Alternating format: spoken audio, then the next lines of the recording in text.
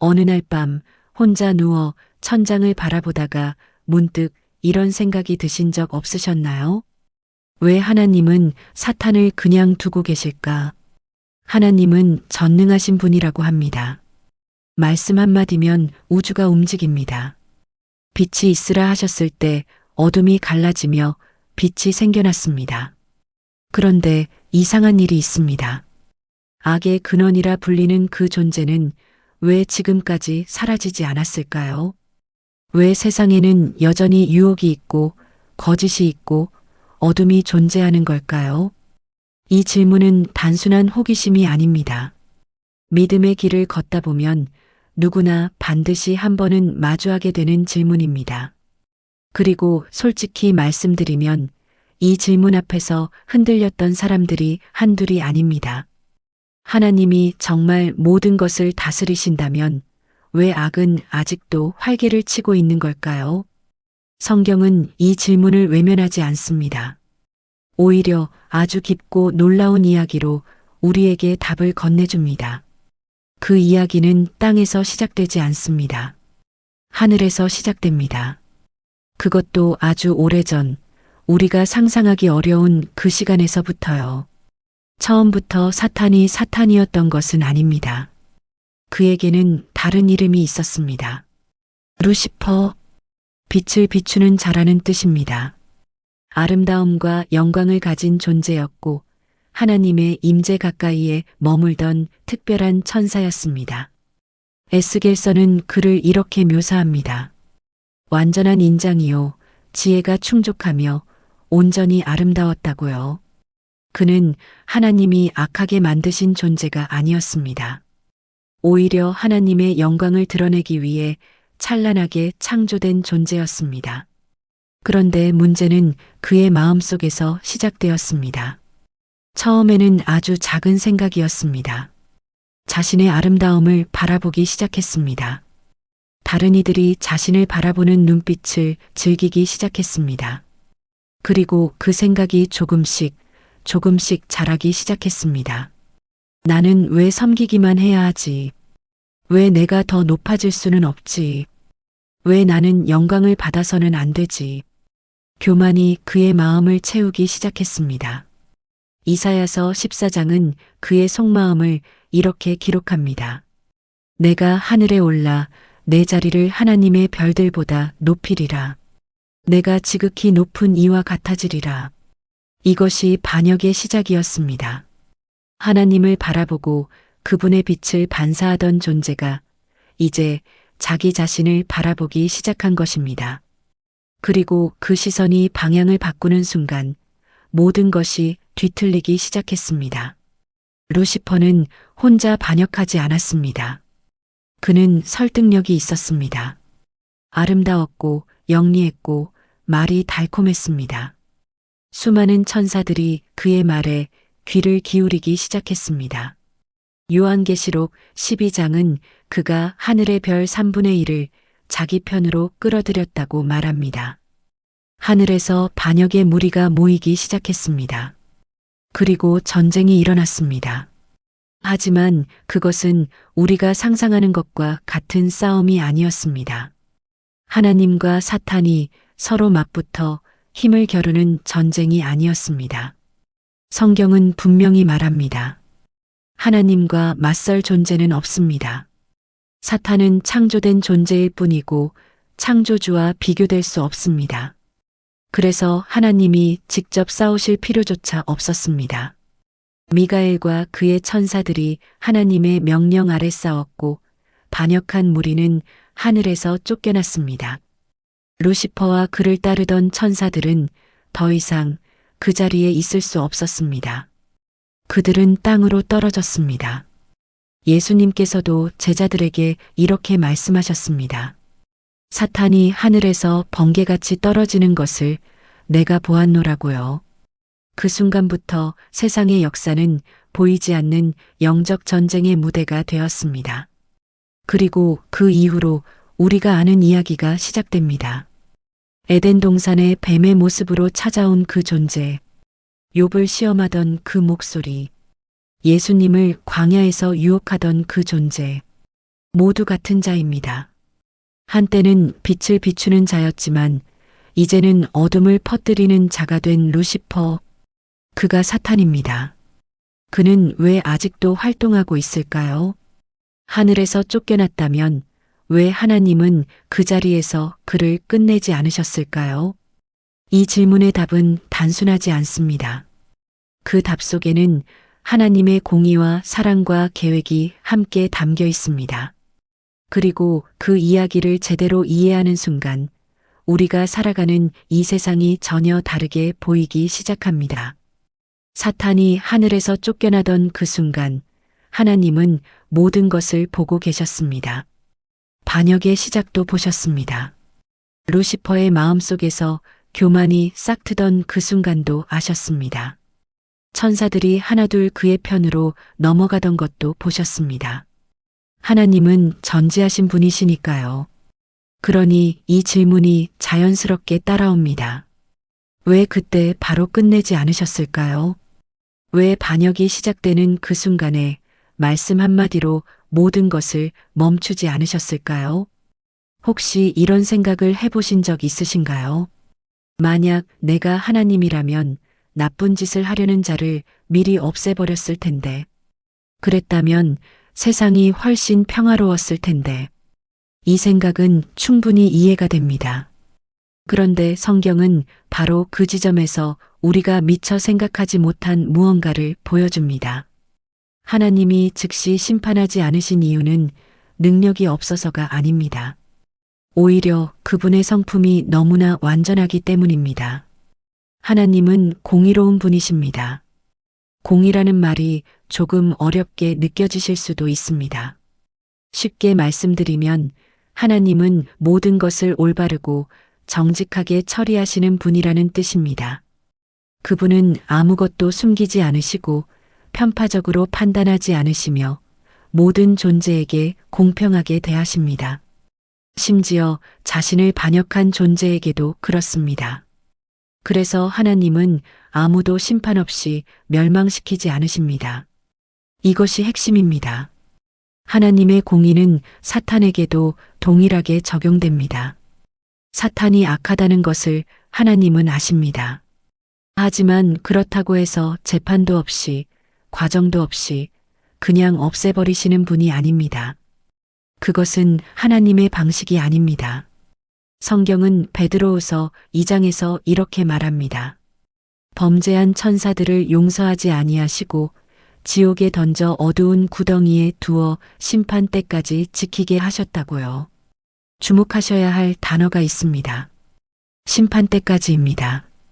타락한 천사들은 이미 자유로운 존재가 아닙니다. 그들은 정해진 때를 기다리는 상태에 있습니다. 유다서도 같은 이야기를 합니다.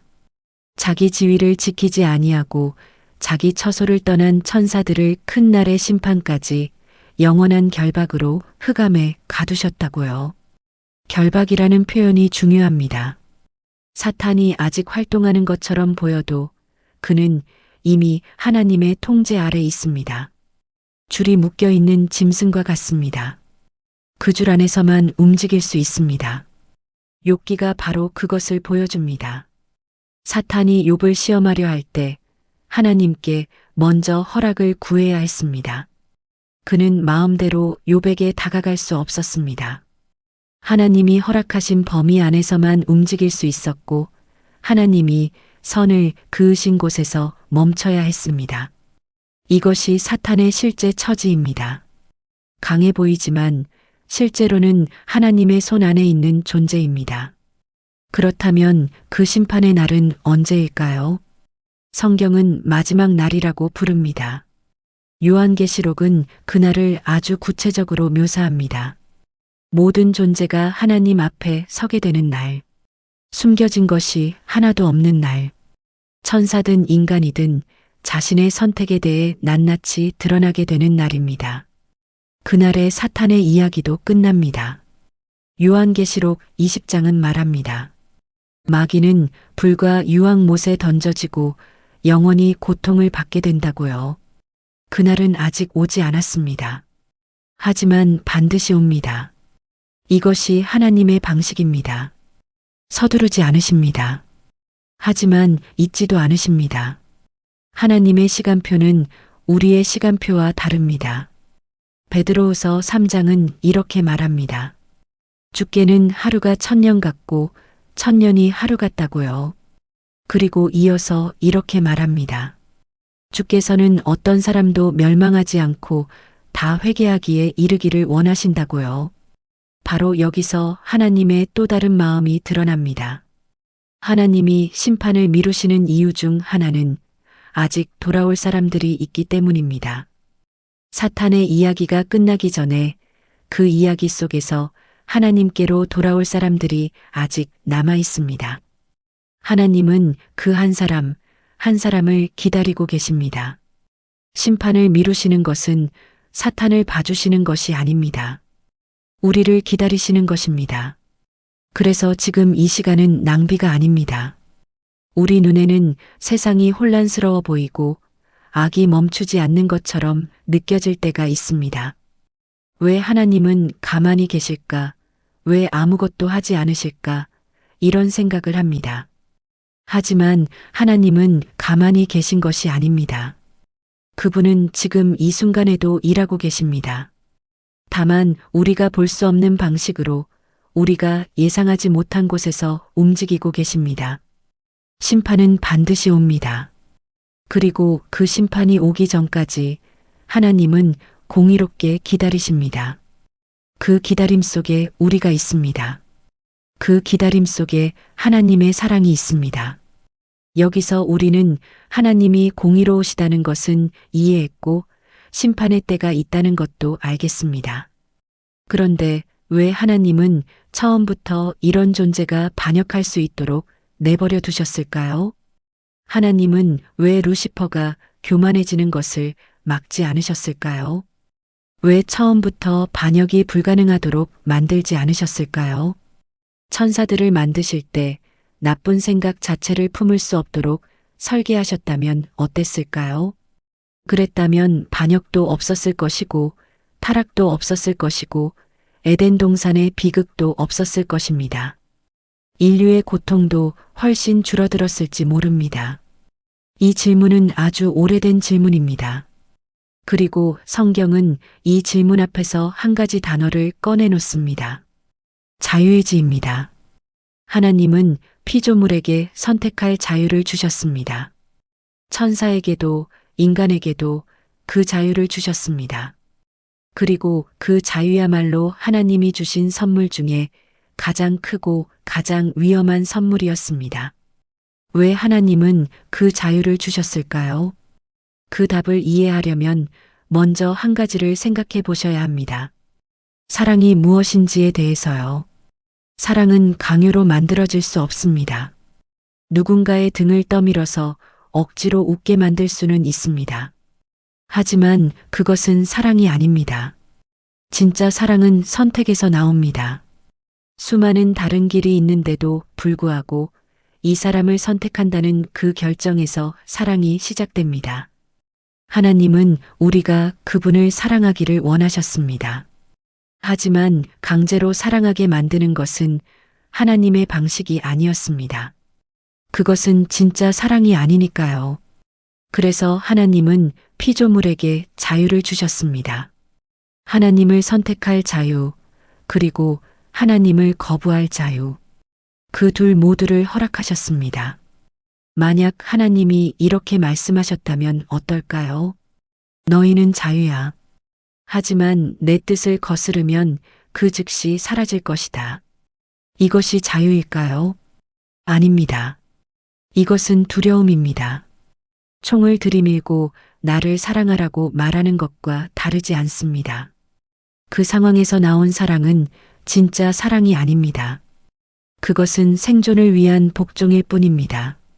하나님은 두려움으로 유지되는 나라를 원하지 않으셨습니다.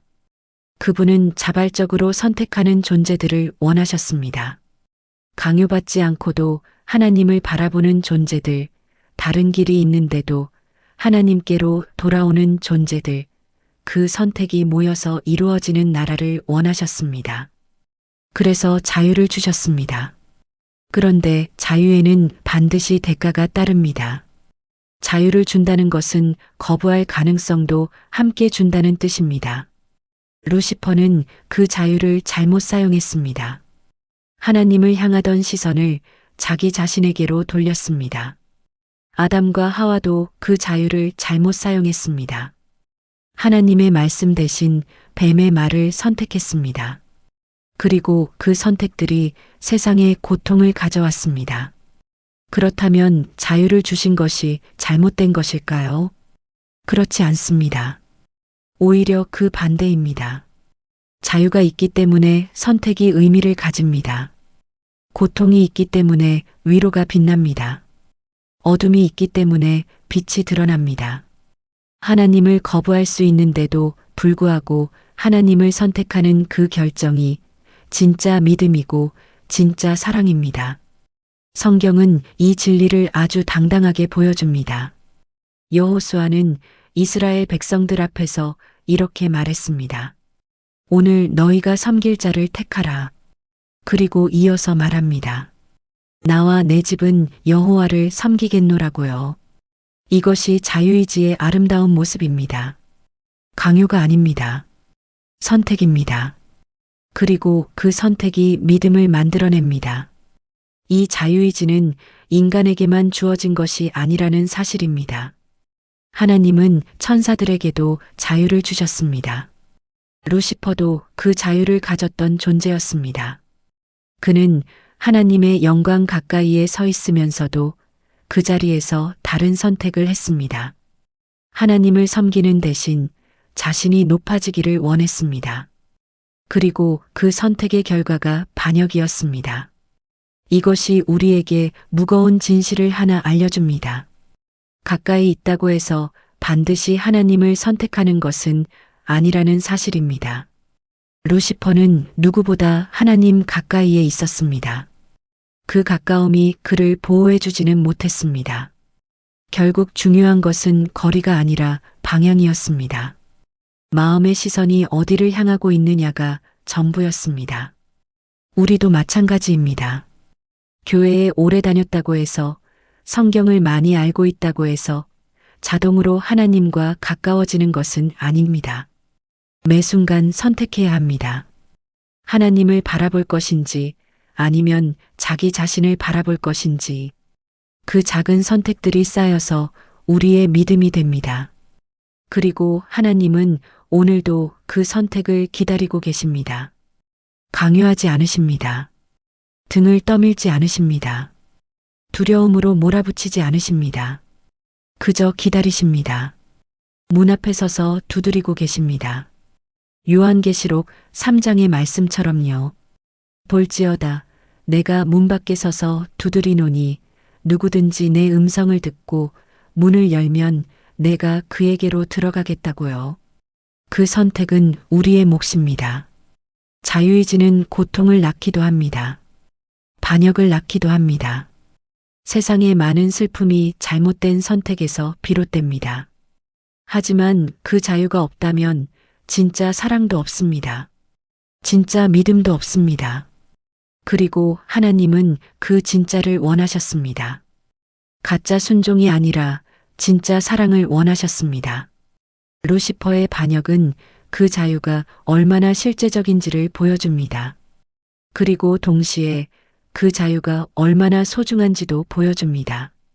하나님을 거부할 수 있는 자유가 있기에 하나님을 선택하는 것이 의미를 갖습니다. 그 무게를 알고 나면 우리가 매일 드리는 기도와 예배가 조금 다르게 느껴지실 겁니다. 그것은 그냥 습관이 아닙니다. 자유로운 존재가 스스로 선택한 사랑의 표현입니다. 하나님은 자유의지를 주셨고 그 자유로 인해 반역과 타락이 왔습니다. 그렇다면 하나님은 그 결과 앞에서 어떻게 하셨을까요? 손을 놓으셨을까요? 포기하셨을까요? 전혀 그렇지 않습니다. 오히려 가장 놀라운 방식으로 움직이셨습니다. 악조차도 하나님의 계획을 막을 수 없다는 것을 보여주시는 방식으로요. 사탄은 하나님의 계획을 막을 수 있다고 생각했습니다. 하늘에서 반역할 때도, 에덴 동산에서 아담과 하와를 유혹할 때도 그는 자신이 하나님의 뜻을 방해하고 있다고 믿었을 것입니다. 그런데 성경을 처음부터 끝까지 읽어보면 아주 놀라운 사실 하나가 반복해서 드러납니다. 사탄이 방해하려 했던 그 순간들이 오히려 하나님의 계획이 완성되는 순간들이었다는 사실입니다. 하나님은 악을 승인하지 않으십니다. 오히려 악조차도 하나님의 손 안에서 다른 결과를 낳습니다. 이것이 성경 전체를 관통하는 하나님의 방식입니다. 요셉의 이야기가 그것을 보여줍니다. 형들이 요셉을 구덩이에 던지고 노예로 팔았습니다. 그것은 분명히 악한 행동이었습니다. 하지만 그 사건이 결국 요셉을 애굽의 총리 자리에 올려놓았고 기근 속에서 이스라엘 가족 전체를 살리는 통로가 되었습니다. 요셉은 나중에 형들에게 이렇게 말했습니다. 당신들이 나를 이곳에 판 것을 슬퍼하지 마십시오. 하나님이 생명을 구하시려고 나를 당신들보다 먼저 보내셨습니다. 악한 의도가 선한 결과를 낳은 것이 아닙니다. 하나님이 그 악한 사건을 선한 방향으로 이끄신 것입니다. 이 차이가 중요합니다. 하나님은 악을 만들지 않으십니다. 하지만 악이 일어난 후에도 그분의 계획은 멈추지 않습니다. 오히려 그 상황 속에서도 길을 만드십니다. 그리고 이 진리가 가장 선명하게 드러나는 장면이 있습니다. 예수님의 이야기입니다. 예수님의 공생애가 시작되던 날 사탄은 이미 등장합니다. 예수님이 세례를 받으신 직후 성령께서 예수님을 광야로 이끄셨습니다. 40일 동안 금식하셨습니다. 아무것도 드시지 못한 채 광야에 홀로 계셨습니다. 그리고 그 가장 약한 순간에 사탄이 찾아왔습니다. 사탄은 타이밍을 알고 있었습니다. 사람이 가장 무너지기 쉬운 때가 언제인지 알고 있었습니다. 배고프고 지치고 홀로 있을 때입니다. 그래서 그 순간을 노렸습니다. 첫 번째 유혹이 시작되었습니다. 내가 만일 하나님의 아들이여든 이 돌들로 떡덩이가 되게 하라. 굶주린 상태에서 얼마나 달콤한 말입니까? 내 능력을 써서 내 배를 채워라. 그게 뭐가 잘못됐느냐? 하지만 예수님은 흔들리지 않으셨습니다. 사람이 떡으로만 살 것이 아니요 하나님의 입으로부터 나오는 모든 말씀으로 살 것이라고 응답하셨습니다. 육신의 필요보다 하나님의 말씀이 먼저라는 선언이었습니다. 사탄의 첫 번째 시도는 실패로 끝났습니다. 사탄은 멈추지 않았습니다. 이번에는 예수님을 성전 꼭대기에 세웠습니다. 그리고 말했습니다. 내가 하나님의 아들이여든 뛰어내리라. 성경에 천사들이 너를 지키리라 하지 않았느냐? 이번 유혹은 더 교묘했습니다. 성경 말씀을 그대로 인용했습니다. 하나님을 믿는다면 증명해 보이라는 것이었습니다. 믿음을 시험으로 만들어버리려는 시도였습니다. 예수님은 다시 말씀으로 응답하셨습니다. 주 너의 하나님을 시험하지 말라고요. 하나님을 믿는다는 것은 그분을 시험하는 것이 아닙니다. 신뢰하는 것입니다. 증명을 요구하지 않는 것입니다. 사탄의 두 번째 시도도 실패로 끝났습니다. 그러자 사탄은 마지막 패를 꺼냈습니다. 높은 산에 올라가 세상의 모든 나라와 그 영광을 보여주었습니다. 그리고 말했습니다. 만일 내게 엎드려 경배하면 이 모든 것을 내게 주겠다고요. 이것은 단순한 유혹이 아니었습니다. 예수님이 이 땅에 오신 목적을 알고 있었기 때문에 나온 말이었습니다. 예수님은 잃어버린 세상을 되찾으러 오셨습니다. 사탄은 그것을 알았고 십자가 없이 그 목적을 이루게 해주겠다고 제안한 것입니다. 고통 없이 목적을 이루는 길. 얼마나 솔깃한 제안입니까? 하지만 예수님은 단호하게 말씀하셨습니다. 사탄아 물러가라. 주 너의 하나님께 경배하고 다만 그를 섬기라고요. 예수님은 지름길을 선택하지 않으셨습니다. 하나님이 정하신 길을 가기로 하셨습니다. 설령 그 길이 십자가를 통과해야 하는 길이라 해도요. 3번의 시험이 모두 끝났습니다. 그리고 천사들이 나와 예수님께 수종 들었습니다. 사탄은 물러났습니다.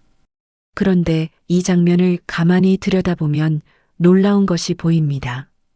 사탄은 예수님을 넘어뜨리려 했습니다. 하지만 그 시험의 결과는 정반대였습니다. 예수님의 완전한 순종이 드러났습니다.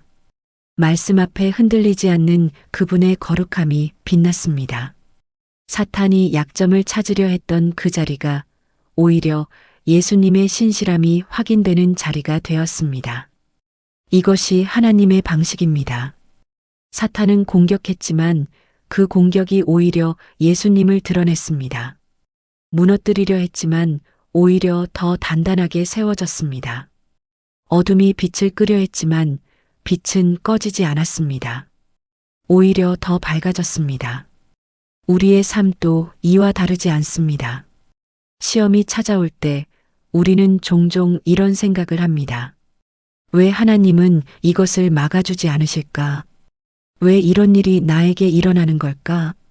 하지만 성경이 보여주는 하나님의 방식은 다릅니다. 하나님은 시험을 없애주시는 것이 아니라 시험을 통과하게 하십니다. 그리고 그 통과의 과정에서 우리 안에 있던 것들이 드러납니다. 무엇을 의지하는지, 무엇을 사랑하는지, 어디를 향하고 있는지가 선명해집니다. 욥이 그랬습니다. 모든 것을 잃은 그 자리에서도 욥은 하나님을 붙들었습니다. 사탄은 욥이 고통 앞에서 하나님을 저주할 것이라고 장담했습니다. 하지만 욥은 이렇게 말했습니다. 주신 이도 여호와시요 거두신 이도 여호와시오니 여호와의 이름이 찬송을 받으실지니이다. 사탄의 계산은 완전히 빗나갔습니다. 그리고 욥의 믿음은 고통을 통과하면서 오히려 더 깊어졌습니다. 하나님은 악을 허락하시지만 악에게 마지막 말을 주지 않으십니다. 마지막 말은 언제나 하나님의 것입니다. 사탄이 아무리 계획을 세워도 하나님의 뜻은 멈추지 않습니다. 오히려 그 계획들이 하나님의 더 큰 이야기 속으로 흡수되어 버립니다. 그것이 광야의 시험에서 드러났습니다. 그리고 그보다 훨씬 더 크고 놀라운 방식으로 역사의 가장 중요한 순간에 다시 한번 드러납니다. 역사상 가장 어두운 밤이 있었습니다. 예루살렘의 밤이었습니다. 겟세마네 동산에서 예수님이 기도하고 계셨습니다. 땀이 핏방울처럼 떨어질 만큼 깊은 기도였습니다. 그 기도가 끝나갈 무렵 횃불을 든 무리가 동산으로 들어왔습니다. 그 무리 앞에는 가롯 유다가 있었습니다. 3년을 함께 걸었던 제자였습니다. 예수님의 말씀을 들었고 기적을 목격했고 함께 밥을 먹었던 사람이었습니다. 그가 예수님께 다가가 입을 맞췄습니다. 그것이 신호였습니다. 그 순간부터 모든 것이 빠르게 무너졌습니다. 제자들은 흩어졌습니다. 베드로는 예수님을 모른다고 3번 부인했습니다. 예수님은 결박당한 채 끌려가셨습니다. 빌라도 앞에 서셨고 채찍을 맞으셨고 가시 면류관을 쓰셨습니다. 그리고 십자가를 지고 골고다 언덕을 오르셨습니다. 십자가에 못 박히셨습니다. 오후 3시 예수님은 숨을 거두셨습니다.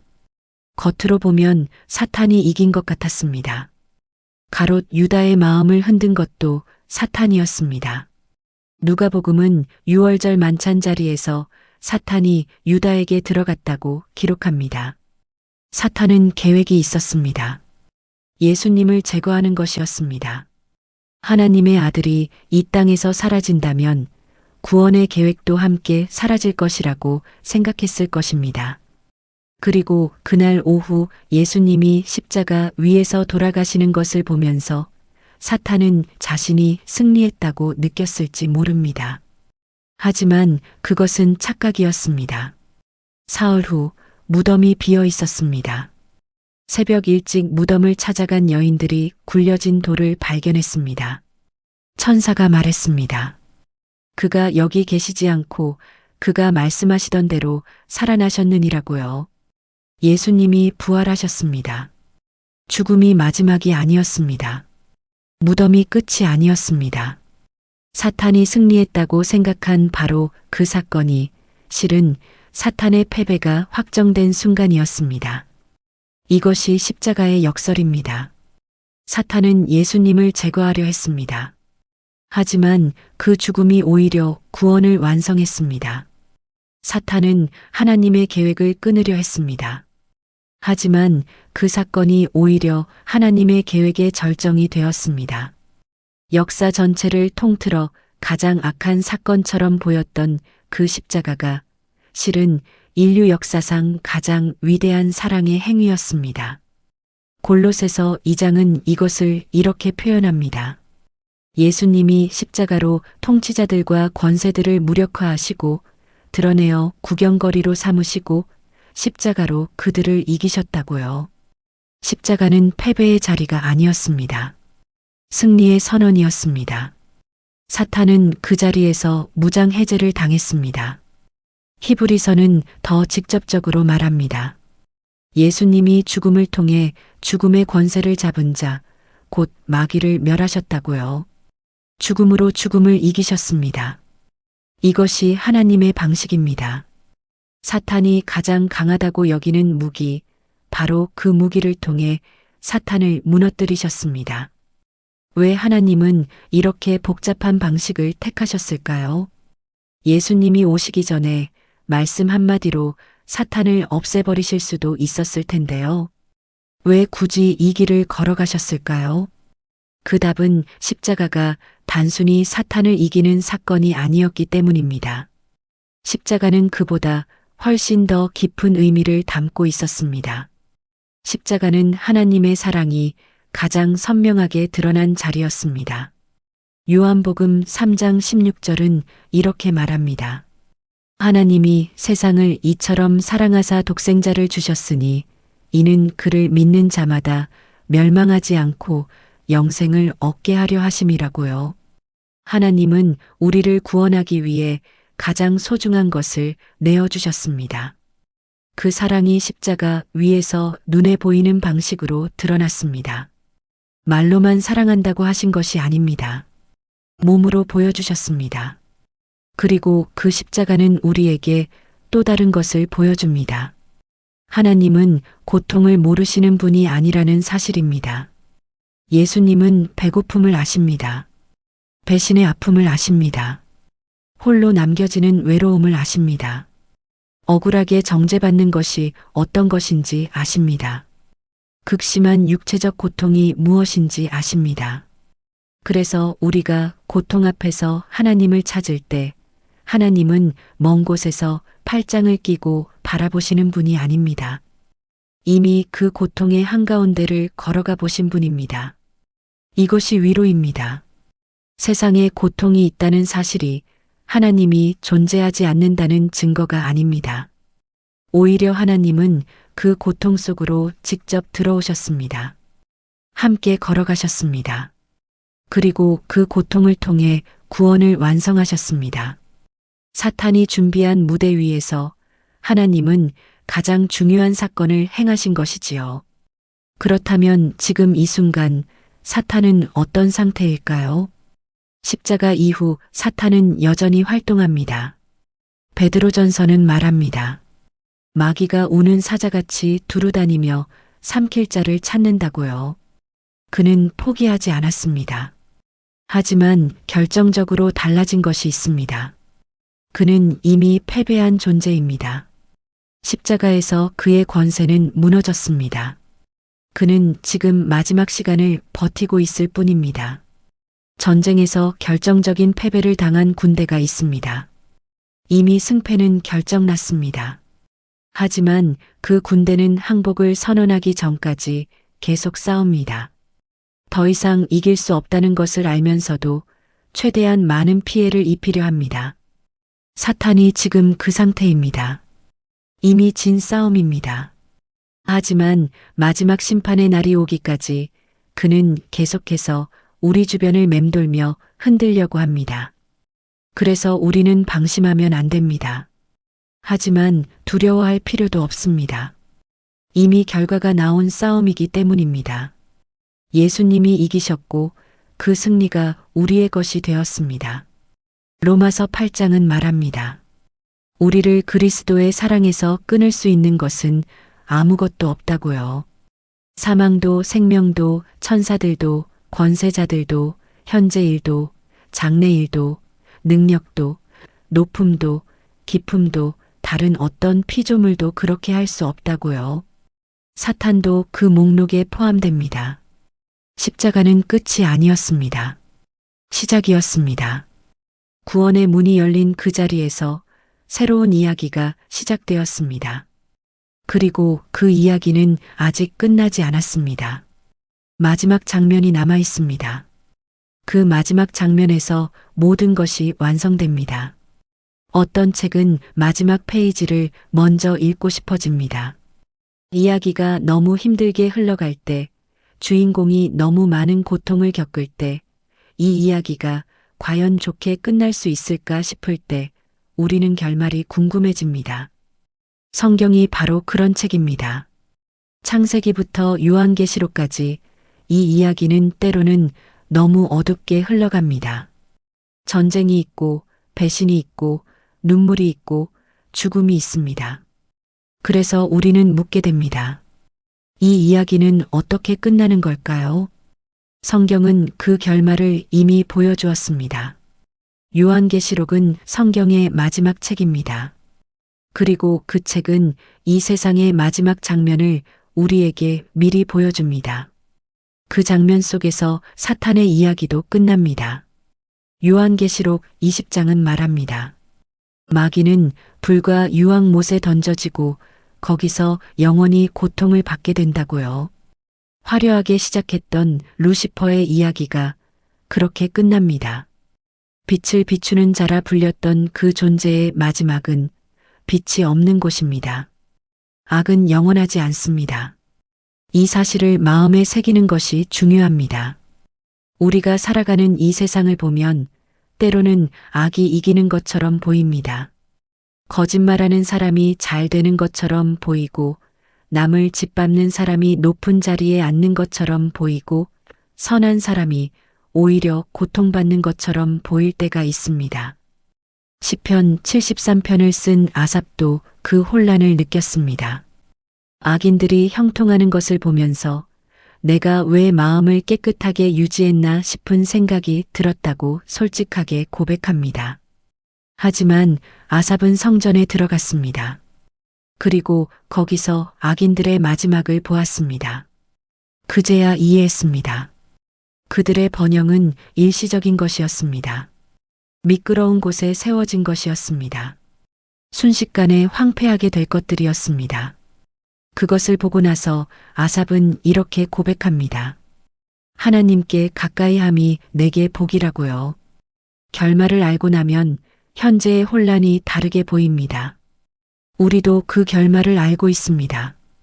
그렇다면 지금 이 시간을 어떻게 살아가야 할까요? 성경은 기다리라고 말합니다. 하지만 그 기다림은 수동적인 기다림이 아닙니다. 두려움으로 웅크리는 기다림이 아닙니다. 소망으로 서 있는 기다림입니다. 이 둘은 겉으로는 비슷해 보이지만 전혀 다릅니다. 두려움으로 기다리는 사람은 나쁜 일이 생길까봐 움츠러듭니다. 소망으로 기다리는 사람은 좋은 결말이 온다는 것을 알기에 오늘을 담대하게 살아갑니다. 소망의 근거가 무엇인지 아십니까? 그것은 막연한 낙관론이 아닙니다. 성경에 기록된 하나님의 약속입니다. 하나님은 약속을 지키시는 분입니다. 아브라함에게 하신 약속을 지키셨습니다. 이스라엘 백성들에게 하신 약속을 지키셨습니다. 예수님의 탄생과 죽음과 부활에 관한 수백 년 전의 예언들이 하나하나 이루어졌습니다. 그분의 약속은 허공에 던진 말이 아닙니다. 반드시 이루어지는 말씀입니다. 그리고 그 약속 중에 이런 것이 있습니다. 요한계시록 21장입니다. 보라, 하나님의 장막이 사람들과 함께 있음에 하나님이 그들과 함께 계시리니 그들은 하나님의 백성이 되고 하나님은 친히 그들과 함께 계셔서 모든 눈물을 그 눈에서 닦아주시니 다시는 사망이 없고 애통하는 것이나 곡하는 것이나 아픈 것이 다시 있지 아니하리니 처음 것들이 다 지나갔음이러라. 이것이 결말입니다. 눈물이 없는 곳, 고통이 없는 곳, 죽음이 없는 곳, 하나님이 친히 우리와 함께 계시는 곳. 이 결말을 향해 역사는 흘러가고 있습니다. 지금 우리가 살아가는 이 시간은 그 결말을 향해 가는 여정 중에 있습니다. 빛과 어둠이 함께 존재하고 선과 악이 뒤섞여 있는 이 시간은 영원하지 않습니다.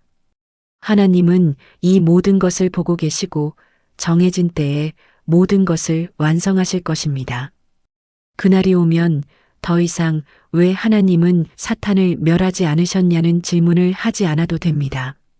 그 답이 우리 눈앞에 펼쳐질 것이기 때문입니다. 그렇다면 오늘 우리는 어떻게 살아야 할까요? 세 가지를 기억하시면 좋겠습니다.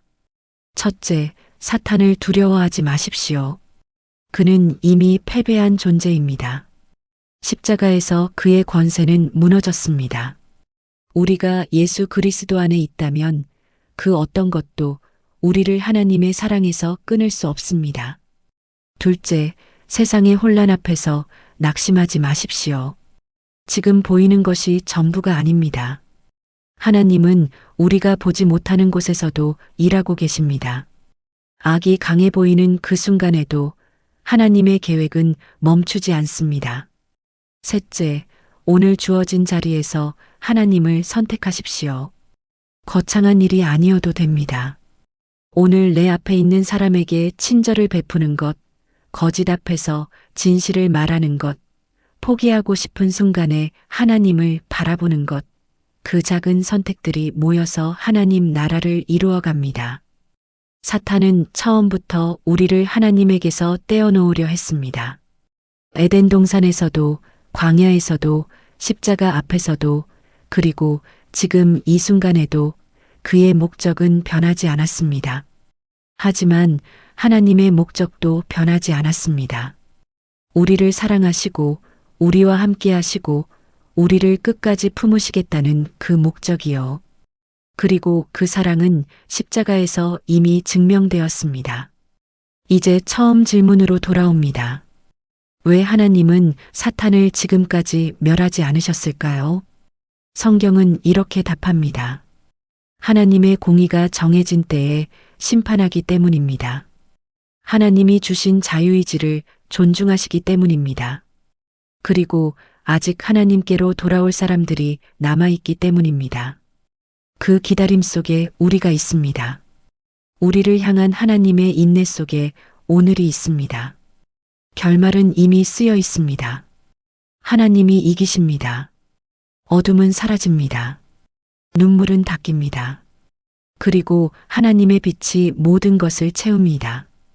우리는 그 결말을 알고 있는 사람들입니다. 그러니 오늘을 두려움이 아니라 소망으로 살아갑시다. 흔들려도 괜찮습니다. 넘어져도 괜찮습니다. 결말을 아는 사람은 다시 일어날 수 있으니까요. 하나님이 쓰신 이 이야기의 마지막 장면에서 우리는 반드시 그분과 함께 서 있게 될 것입니다.